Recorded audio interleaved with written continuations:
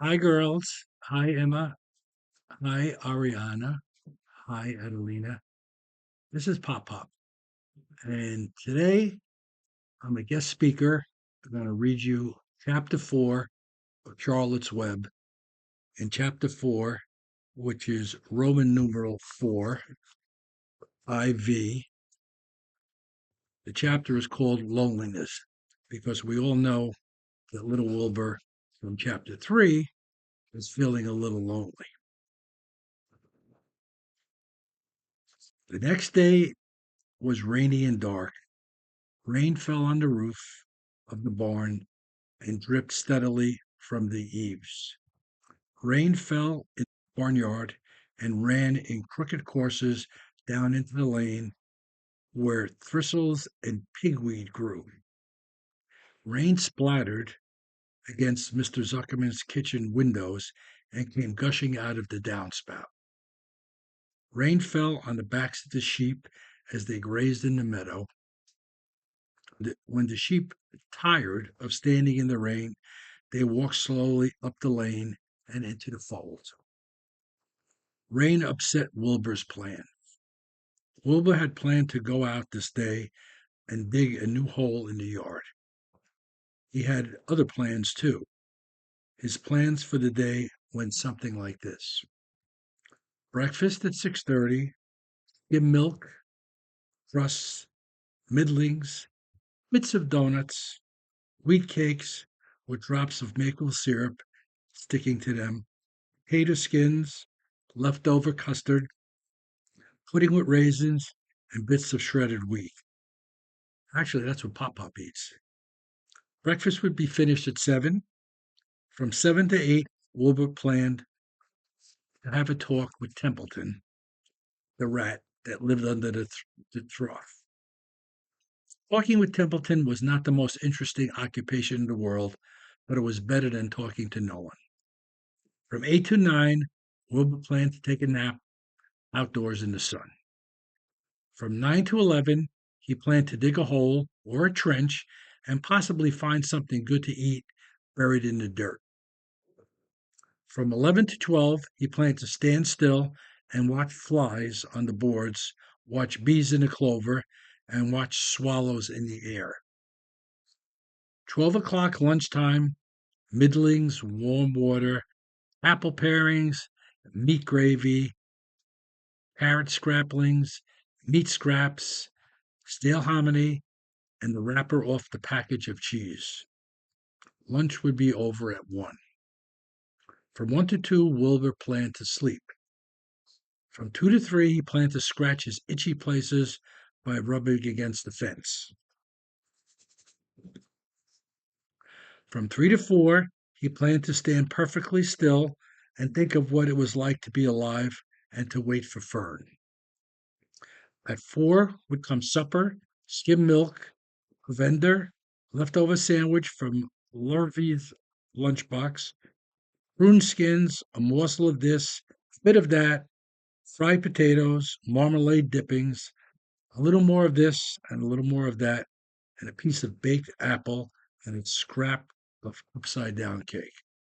Seems that Wilbur had a pretty big appetite.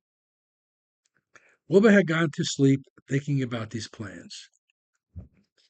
He woke at 6 and saw the rain, and it seemed as though he couldn't bear it. I get everything all beautifully planned out, and it has to go to the rain, he said. For a while, he stood gloomily indoors. Then he walked to the door and looked out. Drops of rain struck his face. His yard was cold and wet. His trough had an inch of rainwater in it. Templeton was nowhere to be seen. "Are you out there, Templeton?" called Wilbur. There was no answer. Suddenly, he felt lonely and friendless. "One day, just like another," he groaned. "I'm very young. I have no real friends here in the barn. It's going to rain all morning and all afternoon, and Fern won't come out in such bad weather. Oh, honestly." And Wilbur was crying again for the second time in 2 days. Why was he crying? I guess he was lonely. One day just like another, he groaned. I'm very young and I have no friends. At 6:30, Wilbur heard the banging of a pail.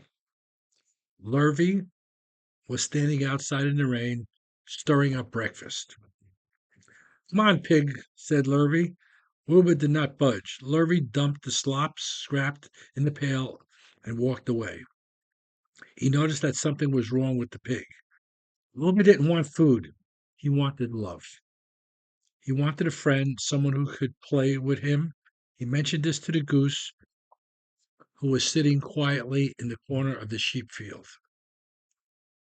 Will you come over and play with me? He asked. Sorry, Sonny, sorry, said the goose. I'm sitting up here with my eggs.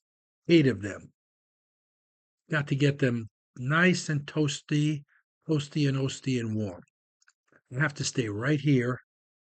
I'm no flibber flabberty ibbity biddity giblet. I do not play with eggs I hatch. I'm expecting goslings. We know what goslings are, right? The little babies. Well, I didn't think you were expecting woodpeckers, said Wilbur bitterly. Wilbur next tried one of his lambs. Will you come and play with me? He asked. Certainly not, said the lamb. In the first place, I cannot get into your pen, as I am not old enough to jump over the fence. In the second place, I am not interested in pigs. Pigs mean less to me and nothing to me. What do you mean, less than nothing? Replied Wilbur. I don't think there is any such thing as less than nothing. Nothing is absolutely the limit of nothingness. How can something be less than nothing? If there was something that was less than nothing, then nothing would be nothing. It would be something. He's got a point there. Even though it's just very little bit of something, but if nothing is nothing, then nothing has to be less than that. That is. Oh, be quiet, said the lamb. Go play with yourself. I don't like to play with pigs. Sadly, Wilbur lay down and listened to the rain. He soon saw the rat climbing down a slanting board that he used as a staircase. Will you play with me, Templeton? Asked Wilbur. And this is actually a picture of the lamb talking to Wilbur and walked away. Play, said Templeton, twirling his whiskers. Play? I hardly know the meaning of the word. Well, said Wilbur, it means to have fun, to frolic, to run, to skip, to jump, and make merry. I never do those things if I can avoid them, replied the rat sourly. I prefer to spend my time eating, gnawing, spying, and hiding. I am a glutton, but not a merrymaker. Right now, I am on my way to the trough to eat your breakfast since you haven't got the good sense to eat it yourself. And Templeton the rat crept steadily along the wall and disappeared into his little private tunnel that he had dug between the door and the trough in Wilbur's yard. Templeton was a crafty rat. You know what crafty means? Crafty means like a really smart rat who was able to get around certain things and do something the way he wanted it to do without being noticed by people. Templeton had things pretty much his own way. The tunnel was an example of his skill and cunning. The tunnel enabled him to get from the barn to the hiding place under the pig trough without even coming out in the open. He had tunnels, runways all over. Mr. Zuckerman's farm could get from one place to another without being seen. Usually he slept during the daytime and was aboard only after dark. Wilbur watched him disappear into the tunnel. In a moment, he saw the rat's sharp nose poke out from underneath the wooden trough.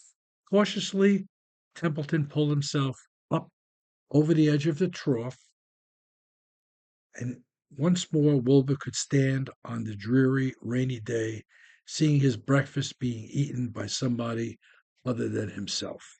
It was Templeton that was eating Wilbur's food. He knew Templeton was getting soaked out there in the pouring rain, but even that didn't discourage him. Friendless, dejected, hungry, he threw himself down in the manure and started to sob. Sob means cry. Later that afternoon, Lurvy went to Mr. Zuckerman. I think there's something wrong with that pig of yours. He hasn't touched his food. Give him 2 spoonfuls of sulfur and a little molasses, said Zuckerman. Wilbur couldn't believe what was happening to him. When Lurvy caught him and forced the medicine down his throat, that was certainly the worst day in his life. He didn't know whether he could endure the awful loneliness anymore. See, in the book, Wilbur's laying down and he's feeling extremely lonely. Darkness settled over everything. Soon there were only shadows and noises of sheep chewing their cuds, and occasionally the rattle of a cow chain up overhead. You can imagine Wilbur's surprise when out of the darkness came a small voice he had never heard before. Wilbur, it said, I'll be a friend to you. I watched you all day, and I like you. But I can't see you, said Wilbur, jumping to his feet. Where are you? Who are you? I'm right up here, said the voice. Go to sleep. You'll see me in the morning. That's the end of the chapter. And the next chapter will be extremely exciting because I don't want to tell you.